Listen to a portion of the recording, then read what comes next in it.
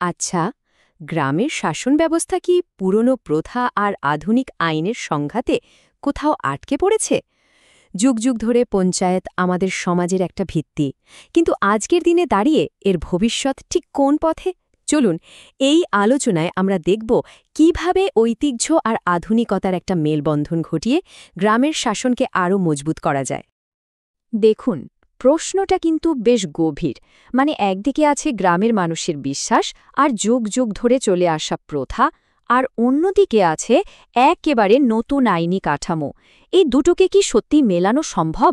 আজকের আলোচনায় আমরা ঠিক এটাই বোঝার চেষ্টা করব, কিভাবে এই দুই ভিন্ন জগতের মধ্যে একটা সেতু তৈরি করে আরও শক্তিশালী আর জনমুখী একটা ব্যবস্থা গড়ে তোলা যায়। তো কিভাবে আমরা এগোব আমাদের এই যাত্রাপথে? আমরা প্রথমে গ্রামের দুই ধরনের শাসন ব্যবস্থার গল্পটা শুনব, তারপর দেখব কোনটার শক্তি কোথায় আর কোনটার দুর্বলতা কোথায়, আর সবশেষে এই দুটোকে মিলিয়ে একটা উজ্জ্বল ভবিষ্যতের রূপরেখা আঁকার চেষ্টা করব। একবার ভাবুন তো, প্রত্যেকটা গ্রামের ভেতরেই যেন দুটো আলাদা দুনিয়া চলছে।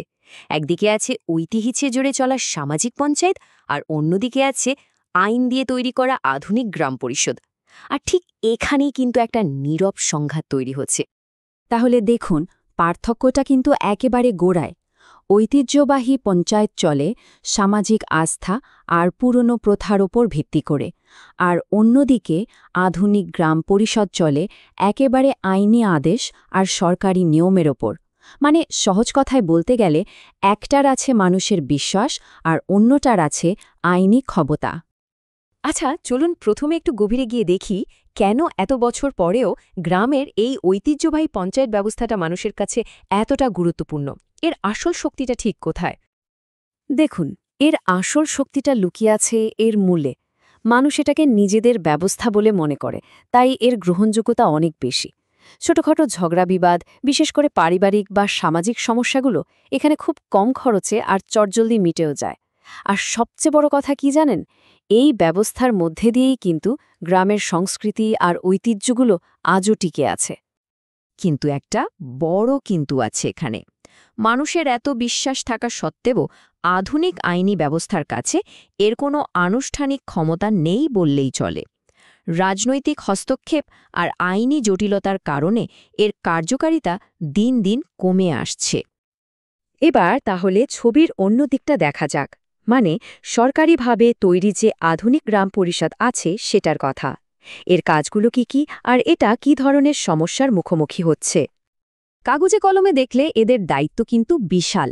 গ্রামের রাস্তা বানানো, জলের ব্যবস্থা করা থেকে শুরু করে সরকারের নানা জনকল্যাণমূলক প্রকল্প মানুষের কাছে পৌঁছে দেওয়া, এমনকি ট্যাক্স আদায়ের মতো গুরুত্বপূর্ণ কাজগুলো এদেরই করতে হয়।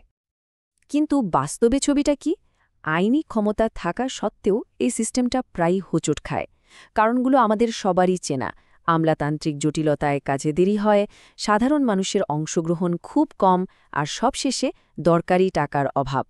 ফলে এত ভালো উদ্দেশ্য থাকা সত্ত্বেও সিস্টেমটা অনেক সময় ঠিকমতো কাজ করতে পারে না। তো পরিস্থিতিটা কি দাঁড়ালো? একদিকে আছে বিশ্বাস, কিন্তু ক্ষমতা কম। অন্যদিকে ক্ষমতা আছে, কিন্তু মানুষের সাথে সেই গভীর যোগাযোগটা নেই। এখন সবচেয়ে বড় প্রশ্ন হল, এই দুটো জগতের মধ্যে একটা সেতু তৈরি করা যায় কিভাবে? আর এখানেই আমরা একটা পরিষ্কার সমাধানের রাস্তার খোঁজ পাচ্ছি, একটা ব্লুপ্রিন্ট যা এই সমস্যার একটা বাস্তব সমাধান দিতে পারে। চলুন সেই পথেই এগোনো যাক।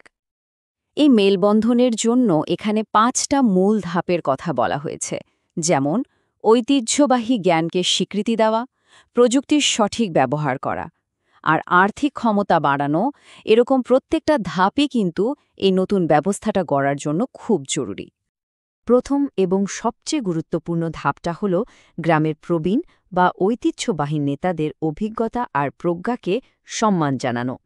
সামাজিক সমস্যা বা বিবাদ মেটানোর মতো বিষয়ে তাদের পরামর্শ দেওয়ার এবং সালিশি করার ক্ষমতাকে আংশিকভাবে আইনি স্বীকৃতি দেওয়া যেতে পারে। এরপরের ধাপটা হল একসঙ্গে কাজ করার একটা প্ল্যাটফর্ম তৈরি করা। ভাবুন তো একবার, গ্রামের নির্বাচিত প্রতিনিধি আর ঐতিহ্যবাহী নেতারা যদি একটা যৌথ কমিটি বানিয়ে এক টেবিলে বসে কাজ করেন, তাহলে গ্রামের সমস্যাগুলো কত সহজে সমাধান করা যেতে পারে। শুধু একসাথে আনলেই তো হবে না, তাই না? তাদের মধ্যে একটা বোঝাপড়াও তৈরি করতে হবে। তাই নির্বাচিত সদস্য এবং ঐতিহ্যবাহী নেতা দুজনকে আধুনিক আইন, প্রশাসনিক নিয়মকানুন আর উন্নয়নমূলক কাজ সম্পর্কে ট্রেনিং দেওয়াটা খুব দরকারি।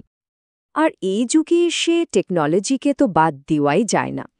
সরকারি পরিষেবাগুলো আরও সহজে মানুষের কাছে পৌঁছে দিতে আর সব কাজে স্বচ্ছতা আনতে ডিজিটাল প্ল্যাটফর্মের কোনো বিকল্প নেই। এতে পুরো শাসন ব্যবস্থাটাই আরও আধুনিক হয়ে উঠবে। আর সব শেষে যে কথাটা না বললেই নয়, টাকা। যে কোনো ভালো পরিকল্পনাকে সফল করতে অর্থের যোগানটা তো নিশ্চিত করতে হবে। তাই পঞ্চায়েতের নিজস্ব আয়ের উৎস বাড়াতে হবে, আর সরকারি অনুদান যেন কোনো বাধা ছাড়াই স্বচ্ছভাবে মানুষের কাজে লাগে সেটাও দেখতে হবে। আচ্ছা, এই 5টা ধাপ যদি ঠিকঠাক মতো কাজে লাগানো যায়, তাহলে গ্রামের শাসনের ভবিষ্যৎটা কেমন হতে পারে? এটা কিন্তু শুধু একটা প্রশাসনিক বদল নয়, বরং একটা শক্তিশালী সমাজ গড়ে তোলার একটা ভিশন। এর মূল লক্ষ্যটা খুব পরিষ্কার, এমন একটা সিস্টেম তৈরি করা যেখানে পরিষেবাগুলো মানুষের কাছে অনেক দ্রুত পৌঁছাবে, প্রত্যেকটা কাজে স্বচ্ছতা থাকবে, আর পুরো ব্যবস্থাটা আগের থেকে অনেক বেশি কার্যকর হয়ে উঠবে। মানে সংক্ষেপে বলতে গেলে এই নতুন মডেলটা আমাদের কি দিতে পারে? একটা শক্তিশালী স্থানীয় সরকার, আরও উন্নত জনপ্রসেবা, ঐতিহ্যের প্রতি গভীর শ্রদ্ধা, আর সবচেয়ে বড় কথা হলো এমন এক আধুনিক আর অন্তর্ভুক্তিমূলক ব্যবস্থা যেখানে গ্রামের প্রত্যেকটা মানুষের কথা শোনা হবে। শেষ করার আগে চলুন একটা বড় প্রশ্ন নিয়ে ভাবা যাক। ঐতিহ্য আর আধুনিকতার মেলবন্ধনের এই যে মডেলটা আমরা দেখলাম, এটা কি শুধু আমাদের গ্রামগুলোর জন্যই, নাকি এর থেকে বড় কোনো শিক্ষা নেওয়ার আছে সারা বিশ্বের অন্য সম্প্রদায়গুলোর জন্য? ভাবার মতো একটা বিষয়, তাই না?